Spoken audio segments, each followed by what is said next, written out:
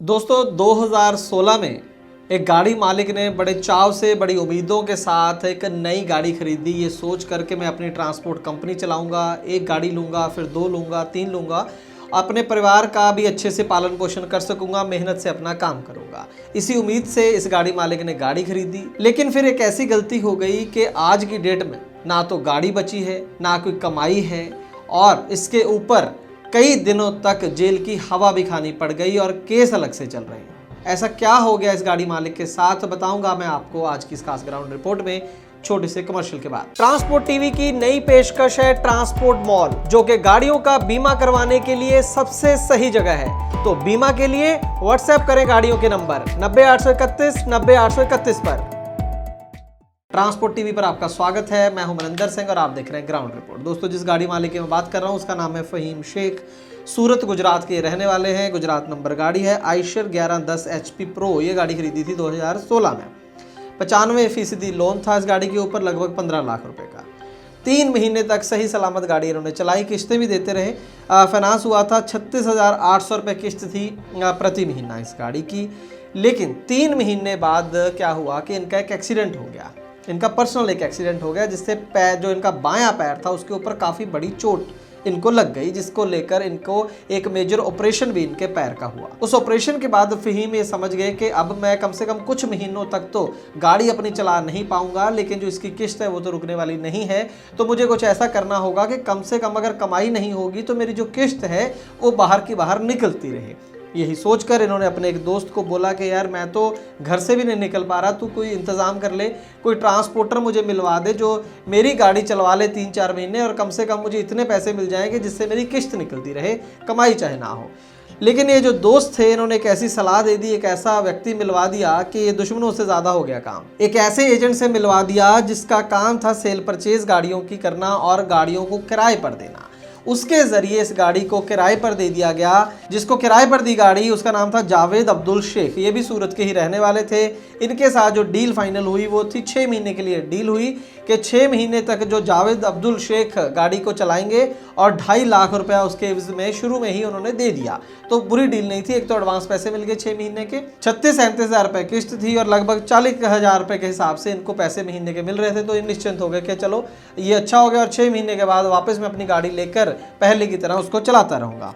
लेकिन हुआ ये कि 2 महीने बाद इनका थोड़ा माथा ठनका। इनको लगा कि यार गाड़ी तो लोकल चलनी थी, छोटी गाड़ी है, लॉन्ग रूट पर तो वो कह रहा था मैं नहीं चलाऊंगा, लोकल गाड़ी चलाऊंगा। लेकिन कभी गाड़ी देखी नहीं, ना मैंने खुद देखी, ना मेरे किसी दोस्त ने, ना परिवार के किसी सदस्य ने। तो इस बात को लेकर जब वो इंक्वायरी करते थे, उनसे पूछते थे कि भाई मेरी गाड़ी कहाँ चल रही है आजकल, तो कोई भी संतोषजनक जवाब उनको नहीं मिलता था। इस बात को लेकर वो चिंतित हो गए। उनको लगा कि ऐसा तो नहीं कहीं कि कोई गैर कानूनी काम मेरी गाड़ी से होने लग गया हो और मैं किसी बड़ी मुसीबत में फंस जाऊँ या वापस मेरी गाड़ी मिले ही ना।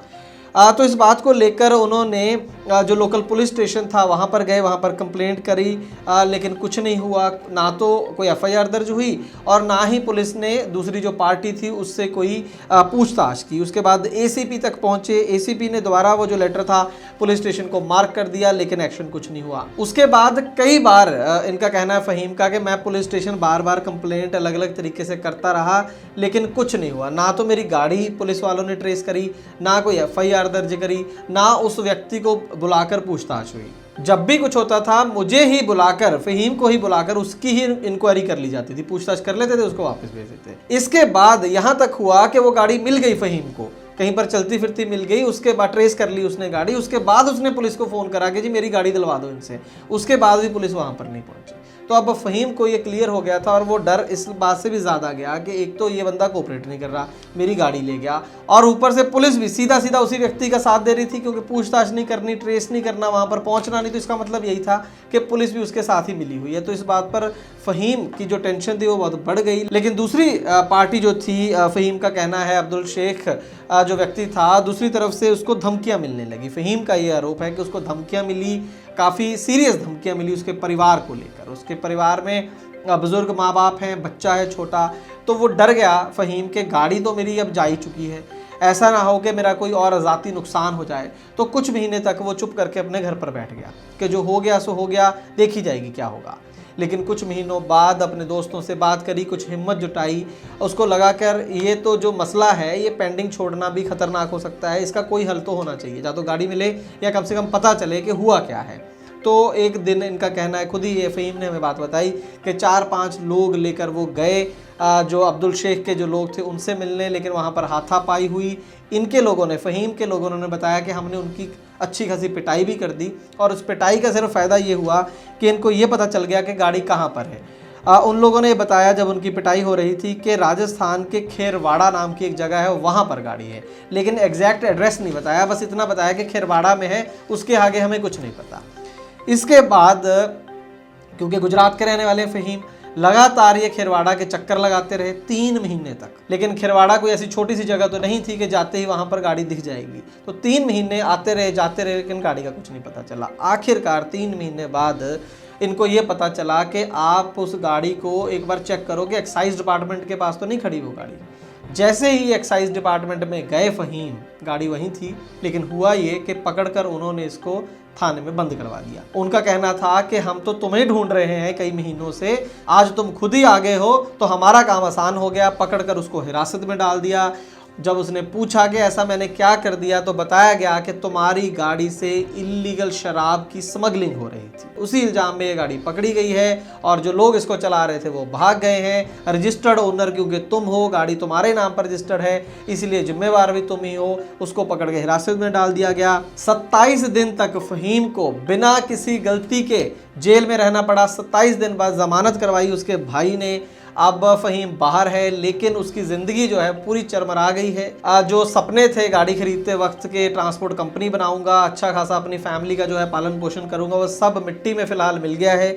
हर 2 महीने बाद 3 महीने बाद उनको पेशी पर जाना पड़ता है, जो कि क्राइम उन्होंने किया ही नहीं, जबकि इनके पास पूरा जो एग्रीमेंट बना पड़ा है, जिससे ये साबित होता है कि इन्होंने जो गाड़ी है ये दी थी किसी को आगे एक अरेंजमेंट के तहत। तो उस अरेंजमेंट के अंदर अगर गाड़ी पकड़ी गई है तो निश्चित तौर पर वही व्यक्ति जो है वो लायबल होना चाहिए, उसको पकड़ना चाहिए। लेकिन आज की डेट में भी फ़हीम के ऊपर केस चल रहा है, उसके ऊपर अलग से खर्चा हो रहा है। गाड़ी अभी भी उन्हीं के पास खड़ी है, पुलिस के पास खड़ी है, तो उसका तो अब वो तो वापस आने वाली नहीं है। दूसरी तरफ से आप देखिए जो फाइनेंसर है, किस्तें तो गई नहीं, उसके बाद 21 लाख रुपए बन गया। वो जो 15 लाख का लोन था वो उसमें कुछ पैसे दिए भी थे, शुरू में किस्तें उतारी भी थी, लेकिन बावजूद इसके वो जुर्माना ब्याज लग के लगभग 21 लाख रुपए बन गया है। तो एक तरफ से गाड़ी चली गई, दूसरी तरफ से ब्याज वाला जो फाइनेंसर है वो पीछे पड़ा है, पुलिस का केस चल रहा है और गाड़ी थाने में खड़ी है।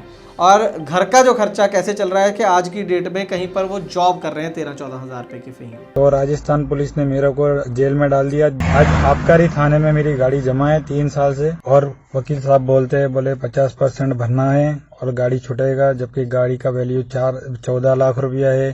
7 लाख रुपया केस में कैसे भरूंगा? मेरे पास न 1 रुपया है न कुछ है, और बैंक वालों ने 21 लाख रुपए का केस कर दिया मेरे पे। अब मेरे पास न जमीन है, न जायदाद है, न कुछ है। यहाँ तक कि मेरे घर वालों ने भी मेरे को घर से निकाल दिया है। मैं किराए के घर में मेरी वाइफ और मेरे बच्चे को लेके रह रहा हूँ, और आरोपी खुलेआम घूम रहे हैं। और मैं कभी भी उनको मिलता हूँ तो मेरे को बोलते हैं कि अगर तूने हमारे पे केस करा या कुछ भी करा तो हमसे बुरा कोई नहीं होगा। तो इतनी बड़ी मुसीबत में फंस गए हैं फ़हीम। जैसे कि मैंने एक पहले स्टोरी में बोला था ये बात कि कई बार बिना किसी गलती के भी आप फंस जाते हो। ऐसा कारोबार है और ऐसा हमारा लॉ एंड ऑर्डर का सिस्टम है भाई। जब सीधी सीधी उसके पास एक एग्रीमेंट है, उसको देखकर पहली बात तो उसको अरेस्ट ही नहीं करना चाहिए था। और वो भी जो भी अब्दुल शेख या जिसके साथ उसका करार है, उस व्यक्ति को तो बुला के पूछ लो एक बार, उसको पूछना चाहिए और उसको पकड़ना चाहिए था कि भाई तेरी कस्टडी में थी गाड़ी, तो ये इलीगल जो स्मगलिंग का केस तो उस पर बनना चाहिए था। लेकिन आप जानते हैं कि किस तरीके से हमारे देश में जो कानून व्यवस्था है या जस्टिस सिस्टम किस तरीके का है, किस तरीके से ये काम करता है, आप समझ सकते हैं। और यहाँ पर अगर देखा जाए, अगर किसी का दोष देखना हो इसके अंदर पूरी, जिसकी वजह से फ़हीम इस मुसीबत में फंसा, तो वो लोकल पुलिस स्टेशन है, इवन एसीपी है, जिसको वो बार बार 2 महीने 3 महीने तक चेज करता रहा कि सर मेरी गाड़ी दिलवा दो, मुझे लग रहा है कि कोई गड़बड़ है। उनको पकड़ना चाहिए। असल में उनकी जिम्मेदारी, अगर उस समय वो उसकी हेल्प कर देते, गाड़ी उसको दिलवा देते, तो ये सब कुछ होता ही ना। तो देख, और अब जो है कुछ हो गया है क्राइम, उसने किया नहीं किया, पकड़ के बैठा लिया है उसको, बस वो आसान काम है। जब वो खुद गुहार लगा रहा था तो किसी ने सुनी नहीं। तो निष्कर्ष इस स्टोरी का भी यही है कि चाहे आप किसी के साथ भी कुछ ऐसा अरेंजमेंट कर रहे हैं, गाड़ी को किराए पर दे रहे हैं, या कोई ट्रांसपोर्टर हैं, आप किसी के साथ अटैच करके गाड़ी चला रहे हैं या किसी से गाड़ी ले रहे हैं, तो जान पहचान और सिर्फ रिलायबल लोगों के साथ ही ऐसे काम करें, क्योंकि ज़रूरी नहीं है कि अगर आप बेकसूर हैं तो किसी मुसीबत में नहीं फंसेंगे, जैसा कि हमने इस स्टोरी के अंदर देखा। आपकी क्या राय है कमेंट सेक्शन में ज़रूर बताइएगा। अगर ट्रांसपोर्ट टीवी का काम आपको अच्छा लगता है तो अपने इस चैनल को यूट्यूब पर ज़रूर सब्सक्राइब करें और ट्रांसपोर्ट मॉल के फेसबुक पेज को भी ज़रूर लाइक करें। ट्रांसपोर्ट टीवी देखने के लिए बहुत बहुत शुक्रिया। मेरा नाम शमसुल। ट्रांसपोर्ट टीवी पर सारे प्रोग्राम हम देखते हैं, कोई प्रोग्राम मिस नहीं करते हैं। और ट्रांसपोर्ट मॉल से बीमा करवाते हैं अपनी गाड़ियों का। ट्रांसपोर्ट मॉल से बीमा करवाने के फ़ायदे ये हैं कि सारी जानकारी ट्रांसपोर्ट मॉल वाले जितने लोग हैं सब देते हैं, अच्छी जानकारी देते हैं। इधर उधर बीमा करवाने से कोई ज़्यादा पैसा ले लेता। पहला बीमा हमने अपनी UP 3480 5980 का करवाया था तो 74,000 का हुआ। दूसरा बीमा करवाया तो ट्रांसपोर्ट मॉल से तो वही 51,000 में हो गया। अब इतना फर्क एक साल में होता है भाई? हमारे हिसाब से तो नहीं होता है। बीमा हमें तो करवाना, तो जब करवाना तो ट्रांसपोर्ट मॉल से करवाना है और कहीं से नहीं करवाना है। प्रोग्राम में मनिंदर सिंह जी जो है बहुत अच्छे इंसान हैं, अच्छी जानकारियाँ देते हैं ट्रक लाइन की। हमारे पास 16-17 गाड़ियाँ हैं, ज़्यादातर बीमा हम इन्हीं से करवाते हैं। बीमा करवाएंगे तो इन्हीं से करवाएंगे। और बीमा करवाने के फ़ायदे ये हैं कि ज़्यादा टेंशन नहीं। इधर उधर वाले बहुत टेंशन देते हैं, लेकिन इनके यहाँ खबर कर दो बस काम हो जाता है। बीमा करवाना हमारे हिसाब से तो सबसे बेहतर इन्हीं के यहाँ से प्लेटफॉर्म हो तो ट्रांसपोर्ट मॉल का, बाकी तो सब बेकार है। तो बीमा के लिए व्हाट्सएप करें अपनी गाड़ियों के नंबर 90-831 90-831 पर। आप भरोसा कर सकते हैं हम पर। ट्रांसपोर्ट टीवी को यूट्यूब पर अभी करें सब्सक्राइब और दबाएं बेल आइकन। फेसबुक पर लाइक करें हमारा पेज और ट्विटर पर भी करें फॉलो। ट्रांसपोर्ट टीवी, जानकारी लाभकारी।